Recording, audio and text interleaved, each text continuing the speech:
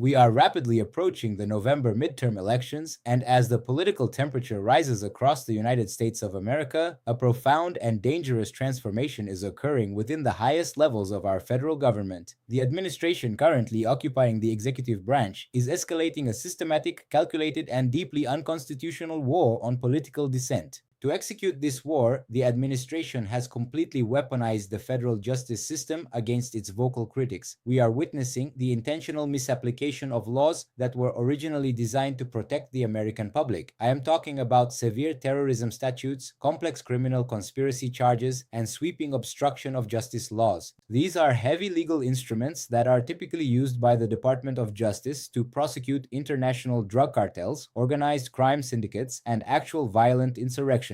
Today, however, these very same laws are being turned against ordinary citizens, against community organizers, against left-leaning activists, and against individuals who simply dare to disagree with the policies of the current administration. These aggressive federal prosecutions have become a very thin legal covering for an administration that harbors clear authoritarian ambitions. If you strip away that legal cover, if you look past the courtroom theatrics and the polished press releases from the Department of Justice, you are left with a government that is swinging wildly at any perceived threat to its consolidation of power. This is not about maintaining law and order in our communities. This is about silencing political opposition. If you believe in independent journalism that holds power accountable, I ask that you subscribe to this channel right now so that we can continue bringing you the unvarnished truth about the fragile state of our democracy. We must examine exactly how this machinery of suppression operates on the ground, because the human toll is absolutely devastating. One of the most egregious and frankly terrifying examples of this legal weaponization comes to us from the state of Texas. I want to tell you the story of Daniel Dissent Estrada. He is a 39-year-old artist. He is a dedicated father. He is a longtime teacher aide at a local elementary school. By all accounts, he is an ordinary citizen who dedicated his life to his community and his family.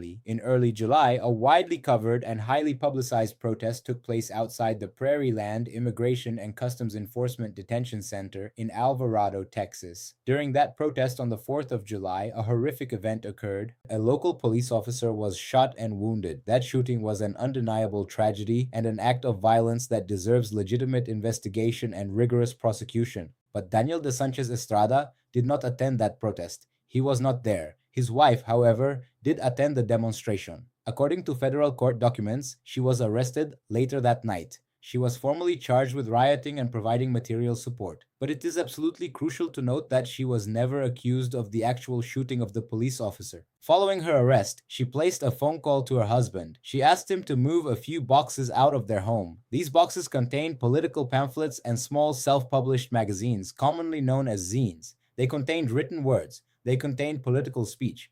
For the simple act of moving those boxes of pamphlets, federal prosecutors charged Daniel de Sanchez Estrada with concealing evidence. The government went to extraordinary lengths to portray this married couple as part of a dangerous underground organization. Prosecutors formally labeled them as a North Texas Antifa cell. Let us pause on that word for a moment. Antifa is a label that legal scholars, civil rights organizations, and counterterrorism experts have repeatedly pointed out has no recognized legal meaning whatsoever. None. It is a broad category, a loose philosophical stance against fascism that has been deliberately invented and weaponized by this administration to frame left-wing activists as a highly structured domestic terror network. Antifa is not an actual organized group. It has no single leader, no membership roster, and no physical headquarters. Yet the federal prosecutors used this fabricated organizational label to poison the well of justice. Despite the sheer absurdity of the federal charges, a jury convicted him anyway. The standard pre-sentencing report prepared by the court itself recommended a sentence of 10 to 16 months in prison for the offense of moving boxes. That alone would be a heavy burden for a teacher aide with a young family. But the federal prosecutors were not satisfied with 10 to 16 months.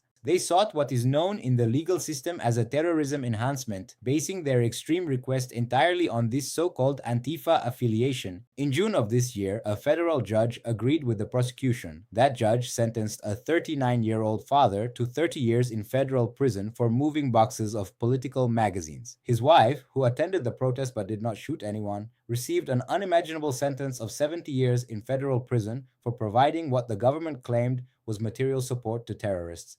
30 years, 70 years. Let those numbers sink into your mind. There were 8 people arrested in total at the Prairieland protests. Between them, they were sentenced to a combined 450 years in federal prison on terrorism charges. 450 years for a protest. These were the very first sentences handed down under National Security Presidential Memorandum 7, a controversial directive issued by the current administration last September. That specific memorandum explicitly directs federal law enforcement to treat left-wing political dissent as equivalent to domestic terrorism. To truly understand the scale of this injustice, we must look at how the government treats other far more destructive events. For direct comparison, consider the violent attack on the United States Capitol on January the 6th. The absolute longest sentence imposed on any January 6th defendant was 22 years. That sentence was handed down against the leader of the Proud Boys, Enrique Tarrio, on a highly serious charge of seditious conspiracy for attempting to violently overthrow the results of a democratic election. Yet, the current administration pardoned Enrique Tarrio on the very first day in office. An organized attempt to stop the peaceful transfer of power results in a presidential pardon, while moving boxes of left-wing pamphlets results in a 30-year terrorism sentence.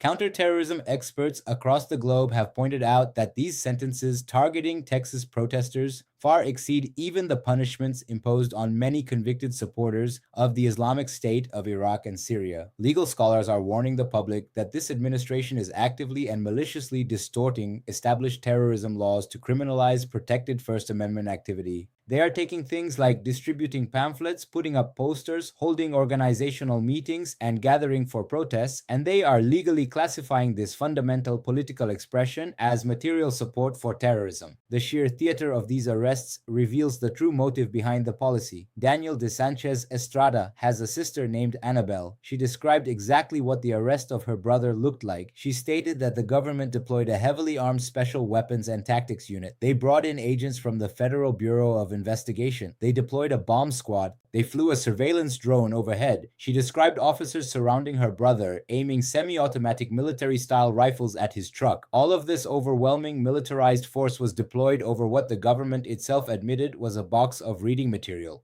This was not about public safety. It was, by design, pure political theater. And the intended audience for this theater is not the criminals of the world. The intended audience is you. The American people are the intended audience. The government wants you to see the drone, the bomb squad, and the rifles so that you will be too terrified to ever speak up. You do not have to take my word for it. You can take the word of the Texas judge who handed down this extraordinarily heavy sentence. Judge Reed O'Connor reportedly said in the courtroom, and I am quoting him directly here, "The state wants to send a message to anyone who shares similar ideology." He said the quiet part out loud. The 30-year sentence was not about justice for a crime. It was about sending a terrifying message to anyone who holds progressive political beliefs. Addressing the court right before his life was taken away, Daniel de Sanchez Estrada pleaded with the judge. He said, "I worked really hard my whole life to be a good person. I am not a terrorist." But in the eyes of this weaponized justice system, his goodness did not matter. Only his political ideology mattered. If you value this kind of deep, factual investigation into the actions of our government, please take a moment to subscribe to the channel now, because our ability to expose these abuses of power and provide crucial context depends entirely on the support of viewers who care about preserving our constitutional rights beyond just reading the daily headlines. While the Prairieland case in Texas might be the most extreme example we have seen so far, it is definitely not the only one. If anything, the Texas case is merely a preview of where this entire judicial machinery is headed if it continues forward unabated. Two major stories broke this week that point to exactly that horrifying conclusion. The first story involves a special education teacher living in Minneapolis named Treasurer Thornson.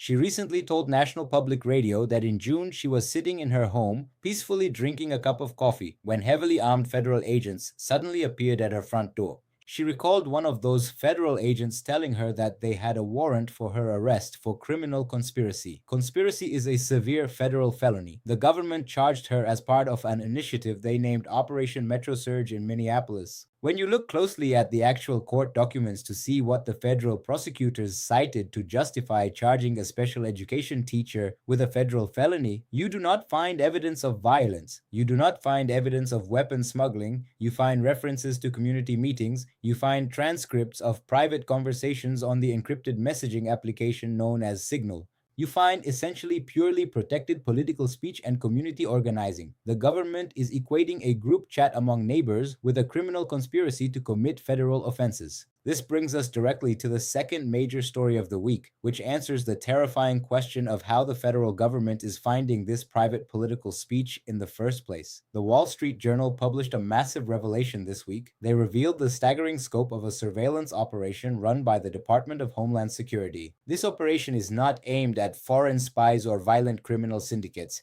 It is aimed directly at American citizens who criticize the government. The operation has issued hundreds of sweeping subpoenas to various social media companies seeking to unmask the identities of anonymous accounts that are critical of immigration and customs enforcement. The journalism is staggering in its implications. Federal agents have reportedly approached American citizens at their places of employment, pulled them over on the road, and knocked on the doors of their private homes. The agents are reportedly asking these citizens to sign official letters acknowledging that their online criticism of immigration and customs enforcement may constitute a federal crime.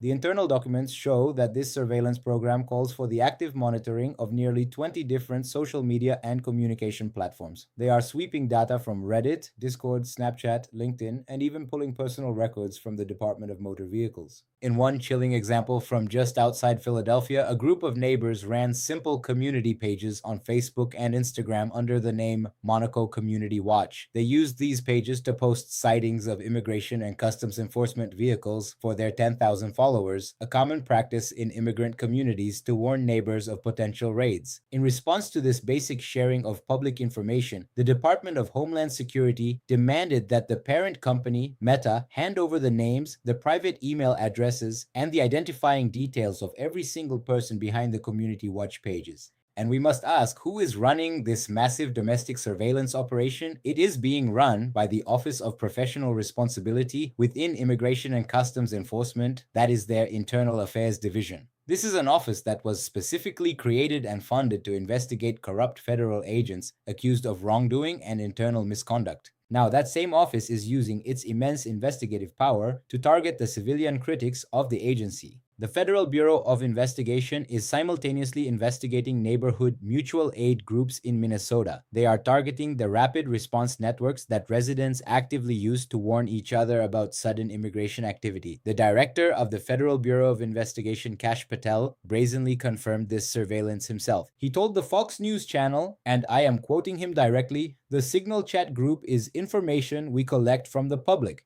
He admitted on national television that the federal government is systematically harvesting the private text messages of American citizens who disagree with administration policy. The strategy here is not complicated, but it is deeply sinister. The government knows that they do not have to successfully prosecute every single protester to achieve their goal. They only have to make the rest of the protesters and the rest of the American public wonder if they are next in line. They want you to second guess yourself. Will this private signal chat become evidence in a federal indictment? What about this Facebook post criticizing the president? What if I hand out this flyer regarding immigrant rights? Today, a father in Texas is serving a 30-year prison sentence for moving political pamphlets. Today, a special education teacher in Minneapolis is facing felony conspiracy charges normally reserved for serious, actual criminals, not peaceful protesters. And somewhere in this country today, somebody is pausing before they press send on a text message. Somebody is second-guessing whether they should warn their neighbors about federal agents on their street. They are wondering who else might be reading their private thoughts. That hesitation, that fear, is exactly what the administration wants. That is not the definition of law and order. That is the definition of a dictatorship in the making, happening right under our collective noses. This is what many of us have been warning about for years. When a government begins dictating which causes you are legally allowed to rally around, you are no longer living in a functioning democracy. You are living in a police state. We can look to community leaders to understand the moral weight of what is happening. Reverend Michael Wolf is the senior minister at Lake Street Church in Evanston, Illinois. Last November, Reverend Wolf was violently thrown to the ground and arrested while peacefully protesting outside the Broadview immigration facility near Chicago. He was charged with obstruction and disorderly conduct, charges that were later dropped only after the damage of the arrest was already done. He stated clearly that he was freely exercising his constitutional rights as an American and his moral duties as a pastor. Reverend Wolf pointed out that when the government targets religious leaders, community bedrock figures, and people of conscience, they are attempting to deprive our society of the moral voices that we need now more than ever. The goal is to force citizens to choose between remaining physically safe and living out their core moral values. In the United States of America, that is a choice that no citizen should ever have to make.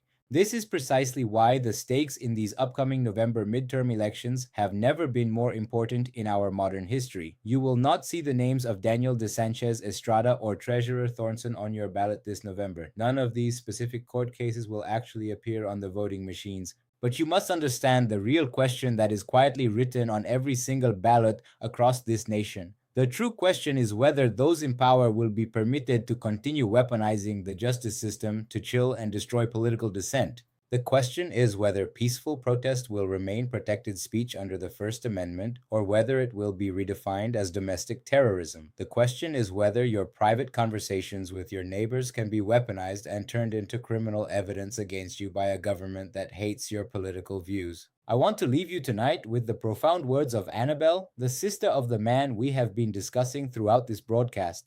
She is the sister of the man who was sentenced to 30 years in federal prison over a box of magazines, simply so a judge could send a political message. After her brother was sentenced and taken away in chains, she issued a powerful and heartbreaking statement to the public. I urge absolutely anybody who cares about the survival of American democracy to listen very closely to her words. She said that the extreme sentences are a calculated punishment intended to scare and discourage those speaking out against systems of oppression. She warned that the government wants to create a chilling effect for anyone who might even be thinking about raising their voice. But then she said something incredibly resilient. She said that even after all of this trauma, she does not hate this country, and neither does her brother. She said, and I quote, "We can love our country and we can oppose fascism. Two things can be true at the same time." She is absolutely right. We can demand better from our government because we love the principles upon which this nation was supposedly founded. We do not have to accept the criminalization of dissent. We do not have to accept a weaponized Department of Justice. We do not have to surrender our constitutional rights to politicians who demand absolute loyalty at the barrel of a semi-automatic rifle. But the time to recognize this threat is right now, before the surveillance state and the terrorism enhancements become permanent fixtures of American life. Do not let them make you afraid to speak. I want to thank you for joining me for this exhaustive investigation. To ensure that we can continue bringing you this level of independent, uncompromising journalism, please subscribe to the channel now. We rely on your viewership to keep shining a light on the stories that those in power desperately want to keep hidden in the dark, and your subscription ensures you will not miss our future investigative reports. Until next time, stay vigilant, stay informed, and never surrender your right to question authority.